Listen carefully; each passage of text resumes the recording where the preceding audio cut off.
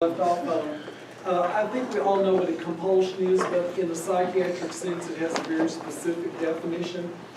Repetitive behavior or ritual that a person feels driven to perform in response to an obsession or an intrinsic rule that they have.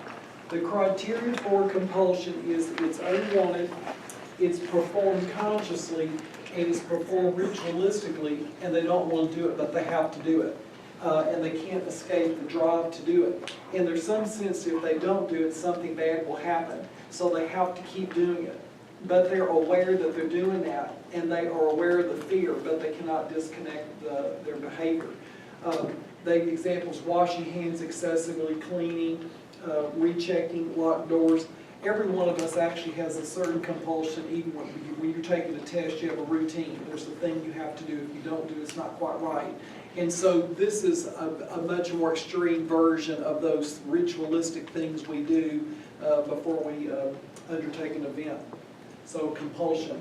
And obviously we'll get to obsessive compulsive disorder, so that's one of those things that they have to do these things, because if they don't, something bad will happen.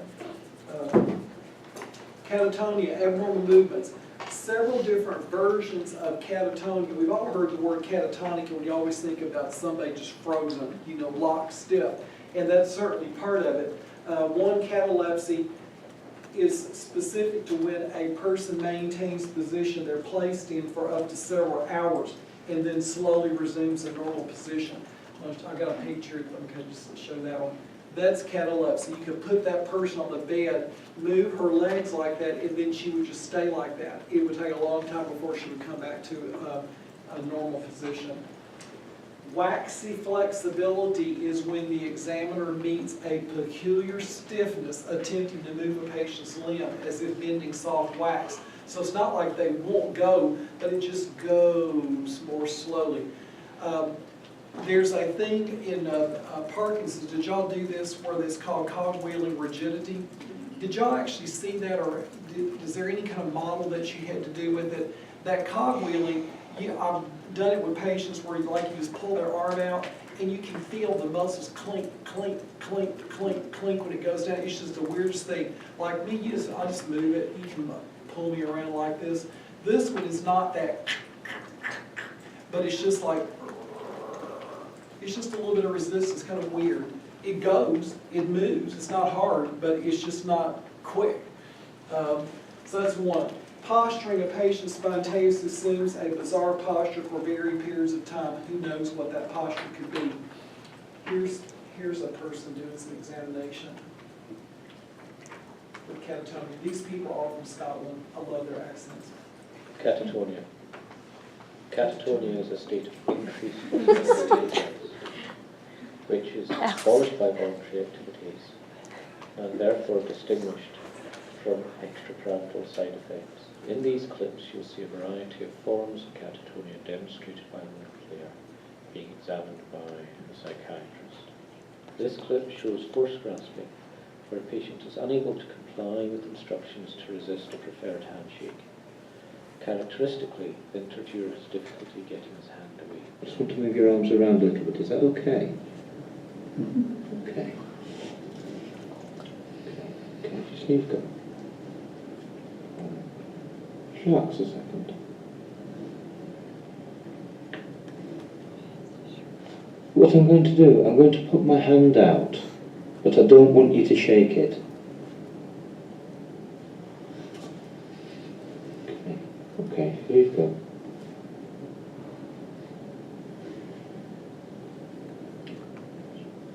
Think carefully about what I'm asking you to do. When I put my hand out, as though I'm going to shake your hand, don't take it. I do not want you to shake my hand this time. Okay.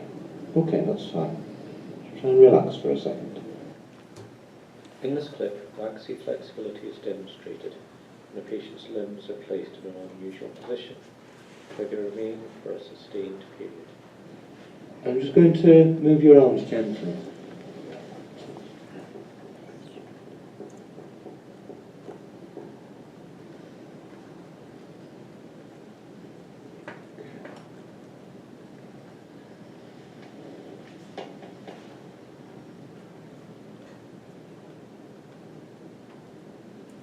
You said that you feel that there's something not quite right. You're having some difficulty explaining that. The patient in this clip is displaying opposition, resisting all attempts by the examining doctor to move his arm. I'm just going to move your arm gently. Just let it come with me. Okay? Okay, that's fine. That's fine. I'm trying to put it down this way then. Okay. He's likely schizophrenic. Okay, that's fine. A more intense form of opposition is negativism, where the patient actively resists all attempts to make contact, and also, in this clip, displays aversion by turning away from the examining doctor. Will you just shake my hand? Okay.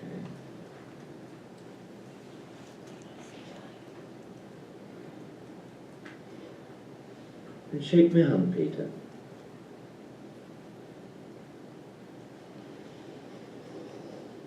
Okay, we'll leave that for now.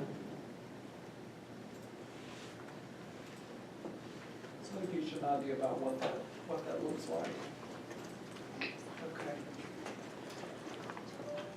There's one last here. Negativism, we just saw that tendency to do or say the opposite of what is asked or what's appropriate, and it's common in catatonic schizophrenia.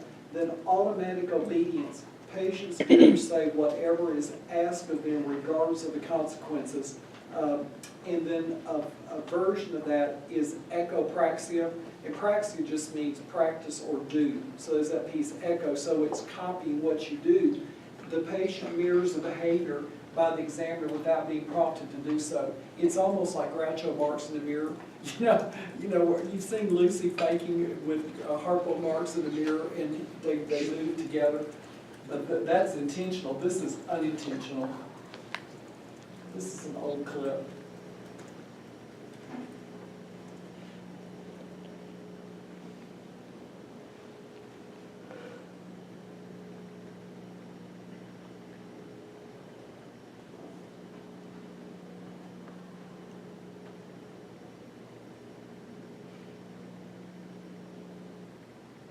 Okay. Doesn't that kind of unnerve you?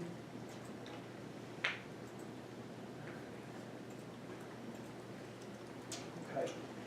So we saw that one. Okay, another thing you look at is mood and affect. We talked about, I know you've had this in various ways, but depressive symptoms, manic symptoms, irritability, anxiety, labile affect, inappropriate affect, and flat affect. Have y'all heard all of these terms already? Some of them you've had, some maybe not. Which ones are odd to you right now? Labile affect you've probably seen. Have y'all seen that? I don't think so. Okay. You've seen flat affect? Okay. The rest of them will probably be pretty much in the ballgame. Okay, mood. Mood is emotional tone. Okay, that's your sustained emotional tone. So you can be depressed, you can be happy, you can be angry, but that's your emotional tone. The affect is your expression of that mood. Okay, so affect is what we project our mood to be. You know, you can't really tell somebody's mood unless you see something, unless they're talking to you. If they're just sitting there, I don't know if you're mad or anxious or what. You got a good poker face, but the affect is that expression, postures. So mood is more constant, but affect actually can change from moment to moment. Because I can sit there and be smiling, I can be mad, I can just keep zeroing in. Depressed mood, here's some things you can see, here's some terminology that we use with depressed mood. Pervasive pessimism, these people, everything is negative. Glass is 2/3 empty, it's not half full, it's half empty and it's 2/3 empty. Only sees failure, only remembers bad things in the past, can't recognize anything good. Hopelessness, those people do not measure up. They're burdened with guilt, shame, sense of helplessness.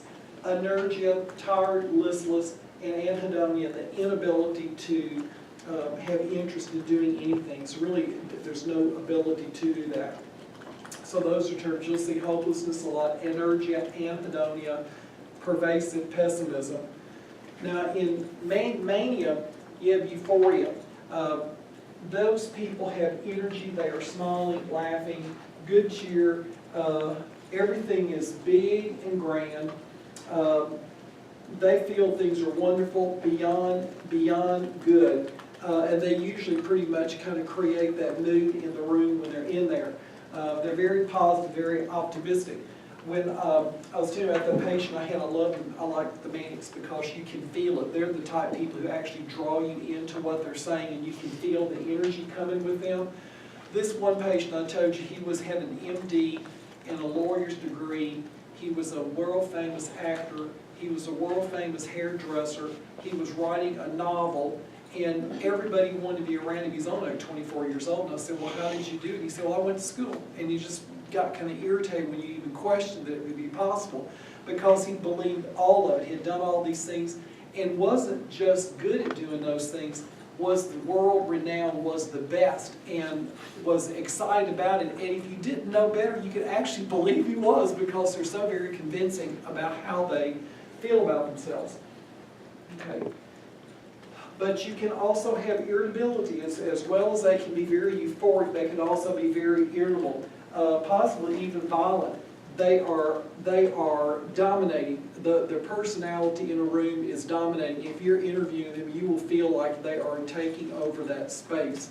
They're just so big. It's just expansive in gestures, words, the way they communicate. But they can be equally as expansive on an irritable side, because they're going to do what they're going to do, and they're convinced that it's the greatest thing ever, and you have to just go with them. And if you don't go with them, they might go against you, because you're not going to stop them from doing what they're going to do. They have increased energy levels. They often need very little sleep. It is not unusual for a manic person to sleep 3 hours a night, and that's it, 2 hours a night, but they have energy. They're not tired. They just go. But that's in the manic phase. It's just all energy, wide open, no sleeping, going forever.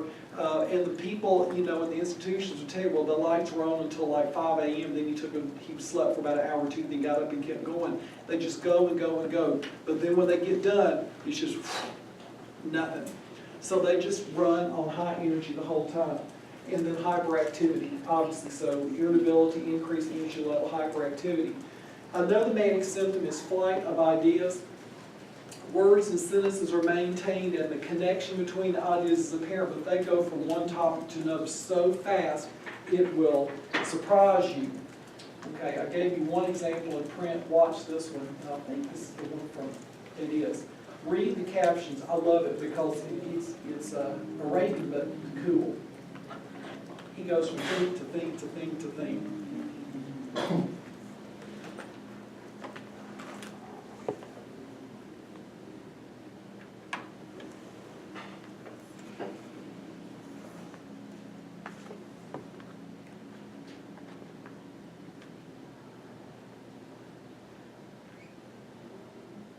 ممكن توضح لي أكثر يا خالد؟ يعني زي الأمانة مهمة جدا في حياة الناس، يعني المفروض الواحد يصير أمين. أمين ولد عمي عنده سيارة مرسيدس صناعة ألمانية، يعني والألمان معروفين بصناعاتهم راقية وقوية، متفوقين في الصناعات. التصنيع مهم جدا في اقتصاد الدول. الدول المتصدرة من أغنى دول العالم. العالم الآن متلخبط اقتصاديا وسياسيا واجتماعيا. المجتمع بحاجة للأمانة. الأمانة مهمة في حياة الناس.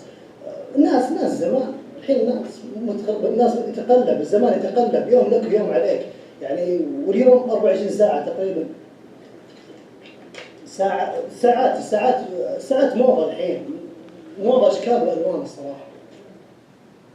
See what he did? He went from honest to automobile to manufacturer to economy to world to whatever. So it's not illogical. It's just almost like the last word they say becomes the idea that's the next thing, and then it goes to the next thing. And then they eventually kind of answer the question. Okay. Okay. Listen, I'll let you read the one, the example patient asked me to seven doors, and it ends up all the way down here to I like to address my property on the first name basis of the doors of ownership. So how it goes from A to B to C to D to E. Oh, goodness. Okay, see, words and sentences are maintained, and the connection between ideas is apparent, but they are rapid and frequent shifts in topics. Okay. He does. It's kind of funny. Okay, now a labile affect. Labile affect is when your affect changes very rapidly, abrupt changes in emotional feeling and tone. It's normal in children, like they're sitting there, hey, and then somebody takes them, and then they go crying. And then they go back to laughing again, and then they're sitting there kind of calm. It shifts all around. I'll let you look at the little clip when you get home, but think about a baby or a very young child, how quickly they can shift between being perfectly happy and being very agitated in a moment. Now the changes can happen in mania. It can just happen for no good reason. It can just go from happy to angry just in a flash. It's kind of scary. In histrionic personalities, they can have a quick change in affect, but it usually is a response to something in environment. But it's usually a disproportionate reaction. It's like, well, you know, you're going to have to wait 5 minutes because something's broken. How? That's ridiculous. I've come here by. It's just crazy response. You know, okay, we can all do that, you know, at a certain level, but this is notably beyond, you know, a certain level. Okay, so that's labile affect. When you see rapid changes in expression. Then inappropriate affect is when their expression doesn't match the situation. It's inappropriate, like speaking of a grief while with a smile on your face. Well, he died, it's so sad, and they're just smiling the whole time while they're doing it. Or laughing at funerals. Talking about a new child with no smile or expression. That's an inappropriate affect. It's kind of a mismatched affect. It doesn't really fit what they're saying or what the mood would be. Flat affect, you've all seen those before. Just no expression. Not necessarily depressed, it's not down, it's just kind of flat, straight, you know, just not smiling up, not frowning down, just kind of there, very flat. And stays that way no matter what you come at them with, just flat affect. Okay. Delusions and hallucinations, the good ones. Okay. There's a ton of delusions. Somatic delusions, delusion of poverty, nihilistic delusions, delusions of sin, persecution, grandeur, reference, Schneiderian, bizarre, erotomanic, and pseudo-memories. Look at them. Okay. Delusion is a cardinal symptom something is wrong. We don't have delusions. Classic for schizophrenia, you can see it in severe depression or mania. Delusion is a false belief. It is inconsistent with cultural norms. It is inappropriate for the person's level of education. It preoccupies the thoughts of the patient, and it does not share fundamental beliefs and practice with the people around the patient. So let's look at how that plays out. Delusions can be either mood congruent or non-mood congruent. Mood congruent is when the delusion are fairly common in depression or mania and are usually congruent with their patient's mood. For example, the depressed patient is full of self-loathing and feels she has committed unpardonable sins. Okay, that person's depressed, they feel that way, they're filled with guilt and shame, and so the delusions are part of that guilt and shame. It fits the mood that they're in, so that's mood congruent. But there can be other delusions that don't really have anything to do with mood congruency at all. A delusion that's not related to their mood. For example, delusion that one's thoughts are extracted and sucked into telephone lines. That's got nothing to do with being happy or sad, that's just something happening. You can see it where they even will think that somebody's putting things in their head, thoughts in their head. So you'll see a lot of that interesting delusions about thoughts being put in or taken out or manipulated by others that you don't see or hear about that's part of their world and their experience. Okay, somatic delusions, people believe that they have a disease, something is wrong with their body. They think rumbling in the stomach means they have a tumor in their stomach.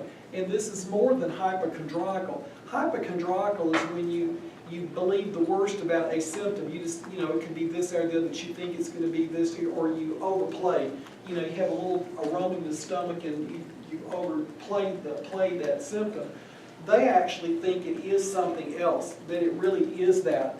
So a hypochondriac is looking for being sick. These people actually think something is wrong. Delusions of poverty, They're convinced their resources are gone and that they have lost all. You can show them bank statements. I don't have anything. I have no money. I'm going to be taken away. I've never had anything. It just goes on. It's like, it doesn't make any sense. Nihilistic delusion, patients believe that everything has become dead, lifeless, and inanimate. Kind of a scary one. Figures are walking around, but they are not alive. It's like the walking dead. You know, you see this. They really do think that, and when they'll talk to you, it's like, oh my gosh, to think that everybody else in the world is dead and not real, not alive. Delusions of sin. People believe that they have done such bad things in their life, they are so bad, they will even go to turn themselves into police. For things that they will say, I've done this, I deserve to be in prison. But it's more than thinking they deserve, it's that they have done these bad things. I am bad, total bad. Delusions of persecution, they think they're being harmed, watched, manipulated, or discriminated against by another group. A delusion of persecution would certainly go along with paranoia, that somebody's after you. You would see that in schizophrenia. A delusion of grandeur, they believe they have special wealth, powers, influence, or destiny. It's kind of like the manic person in the manic phase. They really do think they have done all these things, and that's a delusion of grandeur, but it is as real to them as real can be. Delusions of reference is where someone believes that everything has meaning that pertains to them. You know, so if people clap in a room, you're clapping for them.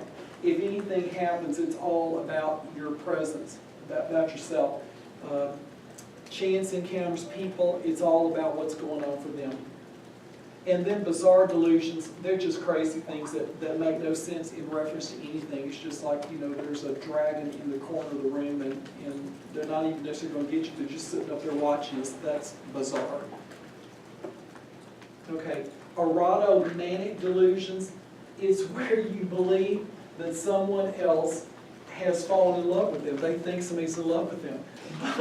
But for some reason or another, they are unable to profess it. So sometimes these stalkers, you know, you've seen the stalkers, they believe that so-and-so's in love and they can just get with them, that everything will be okay, but they can't tell them, but if I can get you alone, then you can tell me that you really do love me. I know you do. So that they believe that, and it will animate them, motivate them.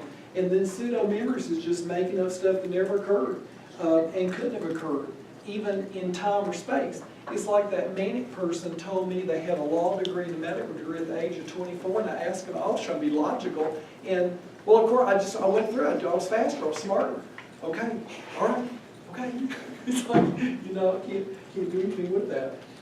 Now, Schneiderian delusions, Schneider is a German psychiatrist, so you'll see the term Schneiderian delusion.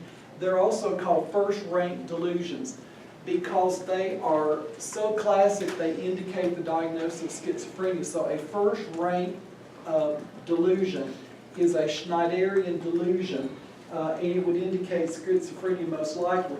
These are the two I was talking about a little bit earlier. Delusions of thought insertion. The schizophrenic patient believes that somebody else is putting thoughts into their brain. They're coming from out here, and I can put a thought into your mind, and it's me doing something to you. You can't stop it. Same thing, they can have a delusion of thought withdrawal, that their thoughts are being sucked out of their head, and it's against their will, and they are helpless to stop it. Delusions of influence, another Schneiderian delusion. They believe their thoughts, feelings, or actions are no longer under their own control, but are influenced and directed by some outside force or agency. It is not uncommon for a schizophrenic person to think that they're being controlled by aliens from outer space, or God is directing them, talking directly into their head and directing their activities, and they're unable to move away from that. Or delusion of thought broadcasting. They believe their thoughts literally leave their heads whereupon they're picked up or read by others. So they feel like they're transmitting like a TV station. And they believe you understand what they're projecting. It's almost kind of a weird sense of telepathy, you know, that I can kind of communicate with you in space, in time. So when people talk about thoughts being put into their head from somewhere else, or being sucked out of their head, or being influenced by forces beyond them, that is a delusion that almost is certainly schizophrenia, the Schneiderian first order delusion. Now, hallucinations, they're perceptions that occur, there's no actual basis for it, but they believe it's actually there. And you can have them with almost all of your senses. So you can see what you can hear, see, feel, smell, and taste. You can have delusions in all of those senses. Okay, auditory hallucinations, sounds, music, or voices. These three, and there's three auditory hallucinations that are considered first rank, just like those Schneiderian delusions that are first rank. There's hallucinations that are first rank too. Voices talking to each other, voices commenting on what the patient is doing, or voices that repeat or speak out loud the patient's thoughts and are known as audible thoughts. That's most suggestive of schizophrenia. Something is talking, is saying what you're thinking. Okay, when you get to schizophrenia, we'll see how the presenter presents it, but it's basically unfiltered thinking. Their mind is working very differently than yours. They don't have that limbic filter, and so all of your subconscious. I mean, y'all are all thinking all kinds of stuff right now. But what if you had no ability to hold that down and it rose up, and everything rose up and came out at the same time? That's kind of what's happening to them. An uncontrollable ability to do that. So they hear these voices. So you'll often hear a schizophrenic person talking about the voices are talking about me, or the voices are, they're talking about me. Don't you hear them? They're talking about me right now. Well, where are they? Well, they're over there. They may see it, but they may hear it, and they're very convinced about it. And you won't do anything about it until they get treated. There's no convincing. And some, just before you get schizophrenia, there are some delusions that become fixed. No matter what, it's a delusion. They believe it. You cannot change it. And even if they get treated very well, there will be some aspects that will not go away. Even if you tell them it's not real, they believe it. Visual hallucinations range in complexity from simple flashes of light to just very detailed scenes. Like just seeing, like I said, the dragon in the corner, it's real. He's moving, he's about to touch Kindle. I can do that. And they would really see it that way. There's two distinctions. When you have a visual hallucination that occurs with an auditory hallucination, may suggest schizophrenia, mania, depression, dementia, and delirium. So the book is wide open for psychiatric and neurologic disorder. If you have visual hallucinations occurring without auditory hallucinations, that's more suggestive of dementia, delirium, or secondary psychosis. So that's from some metabolic derangement of some sort. So visual and auditory together is more likely schizophrenia or those other things, but it could also be dementia. But if you take out the auditory, it's most likely a dementia, and usually a neurologic type thing going on. Tactile hallucinations is when you feel things but they're not there. Everybody's heard about the spiders crawling on me for alcohols or drug addicts detoxing. It's just this little feeling of ants crawling all over, bugs moving all over. They will feel that also. Olfactory hallucinations, smell, seen as schizophrenia, but you can also have them in simple or complex seizures. When y'all talk about seizures, did y'all talk about the presentation? You get this odd smell that can actually kind of come as the preceding, event. And then gustatories, where you have altered sense of taste. Sometimes that happens with heavy metal poisoning. You get a hallucination. Okay? So those are delusions, hallucinations, strange things going on. Disturbances of thought and speech. Now these are interesting. The ways in which we think are expressed with our words, how we talk, how we put things out, says something about how our brain is working and how the logic is. I'm not going to ask you to remember all of these details about them, but you have to look at syntax. Are the words put together correctly? The dog ran across the room. Okay, subject, verb, action, object. There's a flow to it. There's a syntax. Sentence structure, logic, detail, goal, and connections are all things that we can look at. several examples that are here, and let's just kind of go through those. Circumstantiality is a disturbance of thought in speech. The speech contains an excessive amount of detail, but it does finally reach the point. The key feature is that the point is finally made of the question answered. This is a joke. A politician at press conferences have examples, circumstantiality, they talk and talk and talk and talk and talk before they finally kind of give you somewhat of an answer.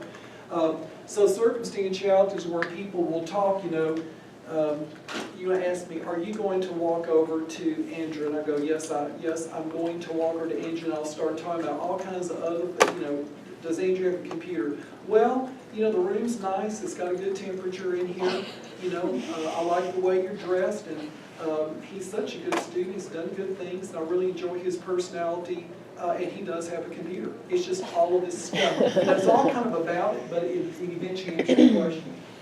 Okay. Tangentiality.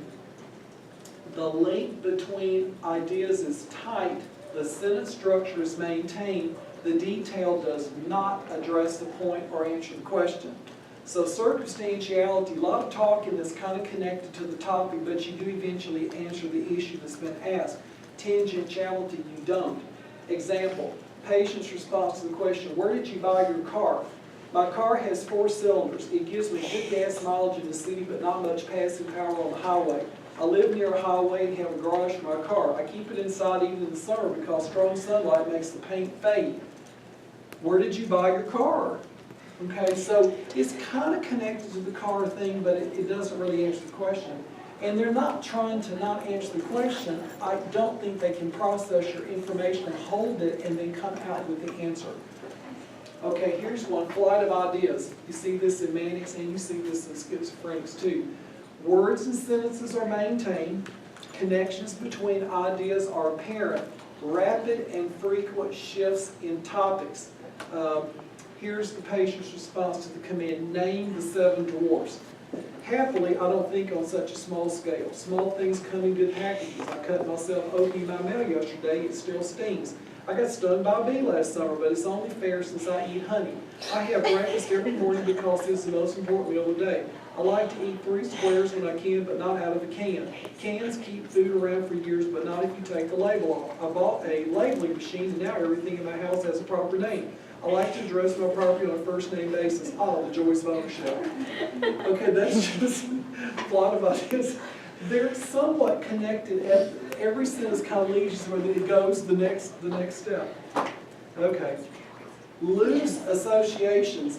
Words and sentences are maintained. Phrases and sentences are still properly constructed. The connection between the ideas is not obvious. This is seen as a formal thought disorder in schizophrenia, schizoaffective disorder, and delirious mania. The patient's thought seems to lack goal-directedness with random words joined together almost by accident. A patient's response to name the 7 dwarfs.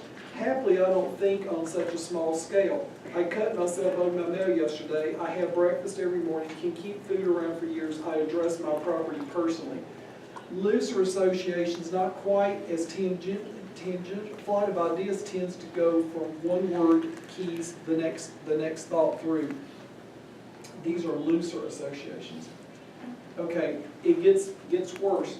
Disfragmentation. Words are intact, but phrases become disconnected from each other. Speech lacks focus and consists mainly of phrases that are unrelated. The patient still uses proper syntax and understandable words. Example, I have to, what is my gone today, near and far, all or nothing at all, flip-flop and fly, whiter shade of pale. Okay, mostly phrases, and they do kind of make sense within their own little phrase, but they're disconnected from each other. It has no meaning, whatsoever. That's fragmentation. Now it gets better. This just keeps descending. Verbigeration, repetition of words and phrases or sounds. Example, I parked it. Parked it. Okay, it won't take long before you pick those kinds of things up in an interview with somebody. That's not normal. Jargon Syntax is intact, but speech becomes meaningless. Speech has lost its communicative value altogether. Example, what was McMaster Medical School like? In verbatim, trial, delay, transparency, principles 4th and 1. I don't know what that means. Okay. Word salad. Words remain intact. You have a word, but all syntax is lost. There's no connection between the words. Speech is incomprehensible. So the question is, so what are those secret herbs and spices? And the person would say, at, to, but, not, when, if, that, my, never, full, or clip. Nothing. That's word salad. Nothing at all. Then incoherence. You can't even understand what the words are. It's just garbled. You wouldn't even form a word out of it. Okay, this table, you don't have to remember this table, but it's kind of neat to look at from time to time. Syntax, sentence structure, logic, detail, goal, and connections, and it shows you how they are. You can see here, the only one that reaches this goal is circumstantiality. They talk about a lot of stuff around it, but they eventually answer the question. Nothing else is goal-directed. They're completely falling apart, and then they fall apart at different levels. Tangentiality is connected, a lot of detail, logic, sentence structure, and syntax, but it doesn't go anywhere. A lot of ideas, syntax, sentence structure, logic, detail, doesn't go anywhere, has connections. This one has more detail than a lot of ideas, that's the difference. Loose associations, no logic, no goal. Fragmentation, no sentence structure, no logic, no detail, no goal, plus minus connections. Verbigeration, syntax only, zero everywhere else. Jargon, syntax only, nothing anywhere else. Word salad, incoherence. Let's see here. Okay. Now, other thought, disturbances of thought and speech. Plain associations. Word selections are made on the basis of sound, not syntax or logical flow. The words are similar in sound but have no meaning and are not connected in any logical way. Sometimes you see rhyming and puns. I have to go, you know, to and fro before the snow blows. And that could be an answer to a question like, how do you feel today? I have to go, you know, to and fro before the snow blows. Kind of rhyming, not logical, no meaning. You try to figure it out, you can't. Okay. Another one, neologisms, making up a new word. They're just made up. They are used correctly in sentences, but they're just made up words. For example, there's two words, jawman and melton. I always have jawman and melton with breakfast. What the hell? Those are just made up words. And you'll hear that. When you're doing an interview with somebody and you hear that, you kind of go, what'd you say? And then they'll say it, and I'll go, what is that? They may have a definition, may not. Well, the everybody knows what jealousy is. What's wrong with you? It's like, okay. How do you spell it? Then discourse, thought, speech, word blocking. Syntax is intact, but speech suddenly stops. The patient loses his train of thought. How about those Orioles? I think they're the team this year. They made some important changes too, and then they can't do another thing. It just, that's it. Over. Stop. Can't say another thought. So thought blocking, and then thought derailment is where you go to a certain point, but then you just shift gears, which is completely unconnected. The syntax is intact up until the point that the speech shifts. So here's your example. How about those Orioles? I think they're the team this year. They made some important changes. And then there's a pause. I've got to catch a midnight train to Georgia. Again, it's a complete breakdown. Okay, here's more pressured speech. You'll hear pressured speech quite a lot when you do a psychiatric evaluation. It's just words coming out, rapid, loud, lots of rhymes, puns, claim associations. You can barely get a word in edgewise. It's mania. They will eat your lunch. I'm just going to tell you, when you sit down with a man, they will eat your lunch. I don't care how good you think you are. I don't care how great you think you are. They will eat your lunch. That's just the way it is. It's almost, okay. I usually, when patients talk a lot, I'll just come over and kind of touch them like Mr. So-and-so. Just because sometimes if you will touch their arm just lightly, it gets them to focus back. So they'll go, I'll be listening, I go, I need us to talk about this. And that'll kind of make them go. So it's not overly aggressive. You do it to a manic person, a lot of them do that back to you because they're going to go. And it's like, wow. It's just like, wow. Okay, when we get to May, I'll have to show y'all one. Y'all just going to have a fit. Okay. Echolalia, the patient repeats whatever said by the examiner. Schizophrenic catatonic type. We had the word echopraxia. You do this, they do this. You say this, they say this. You go talk to them. How are you doing today? How are you doing today? It's a nice day. Nice day. How do you feel? How do you feel? And it just goes on and on. And you cannot, it's like, okay, thank you. Echopraxia, schizophrenia. Hard to do an interview. Poverty of speech, assisting in depression don't really give you anything. They're sitting in there and you're talking to them. You know, how are you doing? Not good. What's been happening the past couple of weeks? Not much. Just nothing. Like, give me something. So you'll sit there and, you know, you leave the pregnant pauses and you get to where you can leave the pause pregnant for quite a length of time. You will get nothing. Nothing. So you ask a yes/no question, you might get a yes or a no. If you ask one of those open-ended questions, nothing. So very little. Okay. Judgment and insight. Okay, judgment is the ability of a patient to assess new situations adequately and chart a proper response. And that's what we think judgment is. You hear something, figure it out. It is not present in schizophrenia, dementia, and delirium. So you just ask them, what would you do what would you do if you smelled smoke in the theater? Well, I mean, it can be a lot of answers. Get up and go tell the manager, scream fire, tear the place apart. It can be a crime. But you have to go respond to it. Insight. That's the ability of a patient to recognize that parts of her experience are not normal. For example, some patients realize their hallucinations aren't real and some do not. It is true. When you get these fixed delusions, and some people, they will tell you, I know it's not true, but I do believe it. And they can get to the place where they can see things, but they have the insight, but a lot of them don't. Okay, partial insight and impaired insight. Partial, they recognize their problems, but does not attribute them to an illness. Patient may understand that others see him as ill. The patient has variable ability to modify behavior and accept treatment. But there's some sense something's wrong. And I know there's something wrong with me. I'm not acting right. I know I'm not right. But they can't go much more than that. Then you have the other with impaired insight, which is, I'm not sick. Y'all are the crazy people. Why am I in here? Let me go. Y'all are holding me against my will. This is a crime. And they will not have any ability to understand what you're saying. But you cut your child with a knife. I didn't do that. What's wrong with y'all? And it just goes on and on. So it's obviously not right. Obsessions are thoughts, impulses, or images.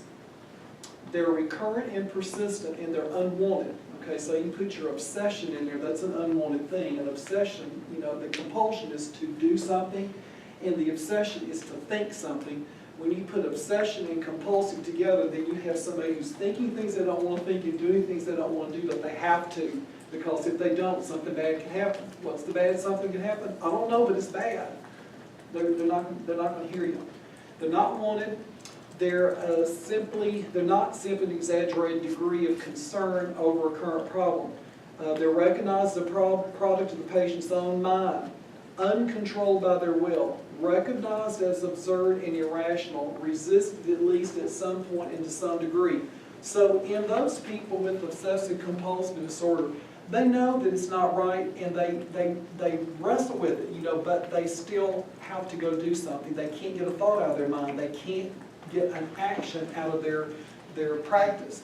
They just keep doing it. So that's the disorder. Then compulsions, irresistible urges to repetitively do something in response to an obsessive fear that something bad will happen. Like washing hands multiple times, checking locked doors multiple times, having to open and close the door 3 times every time you enter or leave a room. I have some, y'all all have some. One thing I do, it drives me crazy. I usually burn candles in the house. When you got dogs, I like to have the candle smell, so we have candles going. I always go around and blow out the candles before I leave, in the morning. And I invariably get about 2 miles from the house and I think I didn't put the candles out. And the house is gonna burn down and my dogs are gonna burn up and it's gonna be my fault and I'll be guilty about it for forever. And I will go back sometimes just to check. And it's like, okay, so I don't always focus on what I've done, but I try to do it, but I can't process that I've done it, and then I'll start worrying that I didn't do it and I have to go back. So it's kind of crazy, but you have stuff like that. Y'all do that? What do you do? Straighteners. Oh, I was just saying I do that with my straightener every day. Don't diagnose yourself. These are all, there's a range of possibilities on these. All of these things, you can see little elements of some of this stuff in what you do, but it's the constellation of these things and the extreme form of these things that ends up making it mental illness. Mental disorders, when they disrupt functioning and they disrupt life, all of us do little quirky, odd things, but some of these things are truly not connected or not, not a good way to live, and certainly not what you want to do. Okay, phobias, marked and persistent fears of things or situations. Simple phobias fear specific things like snakes, I'm with that one, heights, public speaking. Social phobia, people are fearful of being humiliated or embarrassed in a specific situation. You could put public speaking in that category, I think. Agoraphobia, going out into a place there's people around, what are they going to do to me? Those types of things.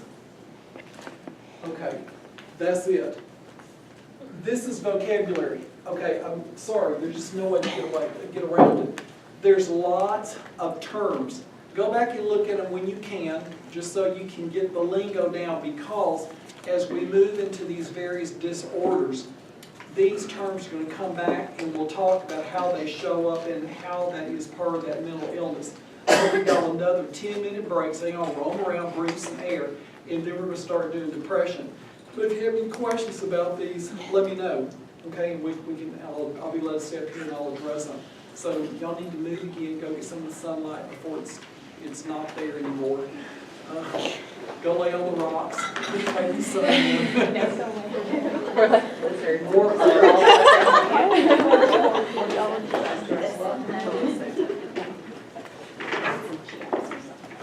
I was thinking that too. Where is that? You like the concrete? Oh, yeah. It was pretty good, wasn't it? Was it chocolate or was it like pumpkin snap? It's like pumpkin snap. Very, very like in a cluster. It's like a glass. Do you like the popsicle picture? I just saw it when I was looking at my pictures.